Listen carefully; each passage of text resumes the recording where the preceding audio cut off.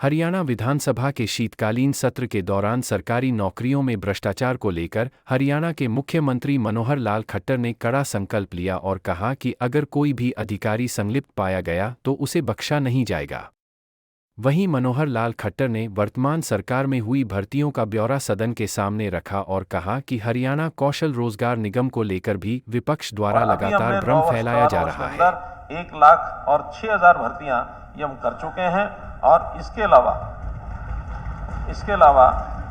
45,873 group 3 की यानी group C की भर्तियां, उसका सीटी टेस्ट हो गया है। ये अलग बात है कि उसमें से कोर्ट के अंदर कुछ केस गए हुए हैं और खास करके हम जो एक लाभ सोशो इकोनॉमिक जो क्राइटेरिया के माध्यम से 5 अंकों का जो हमने लाभ देने की बात कही थी गरीब परिवारों को जिनके घर में एक भी नौकरी नहीं है या जो अन्य कुछ क्लासेज हैं, उसको लेकर के और कुछ आपत्ति कुछ एप्लीकेंट्स ने लगाई हुई है और बहुत जल्दी उसका मैं समझता हूँ फैसला हो जाएगा। हमने हरियाणा कौशल रोजगार निगम ये एक सरकारी प्लेटफॉर्म बनाया है, चीफ सेक्रेटरी की देखरेख में ये सब चलता है। जितने पुराने लोग थे उनको ऑप्शन दी गई थी कि अगर वो उसी व्यवस्था में बने रहना चाहते तो बने रहें, अगर एचकेआर में आना चाहें तो उनको पोर्ट करेंगे। तो ऐसे अधिकांश लोगों ने और अपनी सहमति दी थी। 1,05,728 ऐसी मैन पावर है ये दूसरे भागों से पोर्ट की गई और अलग से जो डिमांड आई थी उसमें 12,885 ऐसे नए लोगों को भी उसमें एचकेआर में रखा गया है।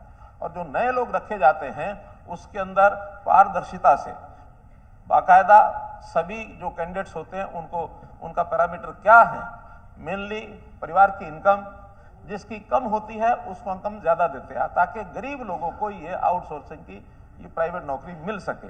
ऐसे ही उनकी शिक्षा ये उसका दूसरा पैरामीटर होता था। स्पेशल स्टेटस परिवार का है, हमारी कोई बहन विडो है, विडो का बेटा है, कोई दिव्यांग है, तो इस नाते से एज का भी क्राइटेरिया उसमें रखा था कि अगर एज 28 वर्ष से और 34 वर्ष के बीच के अंदर है, 35 वर्ष की, वो एक आयु ऐसी होती है जिसमें तुरंत कुछ ना कुछ काम उसको मिलना चाहिए। इस एज वर्ग को वरीयता दी जाती थी। जिस ब्लॉक में नौकरी करनी है उसी ब्लॉक का व्यक्ति होता है तो उसको भी वरीयता दी जाती है ताकि ग्रुप डी का व्यक्ति थोड़ी सैलरी में बहुत दूर अगर चला जाएगा तो उसको कठिनाई होगी। कुछ ऐसे उदाहरण आए हैं कि रहने वाला नजदीक यहाँ का है और उसको नौकरी शायद 150-200 किलोमीटर दूर उसको मिली है। कारण क्या है कि उस समय उसका जब ऑप्शन की बात आती है तब तो उसको लगता है कि क्योंकि नौकरी मिल रही है तो दूर की भी सिलेक्ट कर लेता है। बाद में जब ज्वाइन करता है फिर उसकी ओर से शिकायत आती है कि मुझे तो 200 किलोमीटर दूर भेज दिया गया। हालांकि स्टेशन की ऑप्शन भी उसी को दी जाती है कि ये नौकरी है, आप ज्वाइन करना चाहते हो जाकर ज्वाइन करिए। आगे से और हम इस दूरी के अंक ज्यादा रखना चाहते हैं ताकि जो निकट का व्यक्ति है उसको सिलेक्शन में अंक ज्यादा मिल जाए, दूर जाने वाले को ऑप्शन ही कम हो जाए ताकि व्यक्ति को जैसे उसमें ऑप्शन मिले वो उसमें भर सकता है।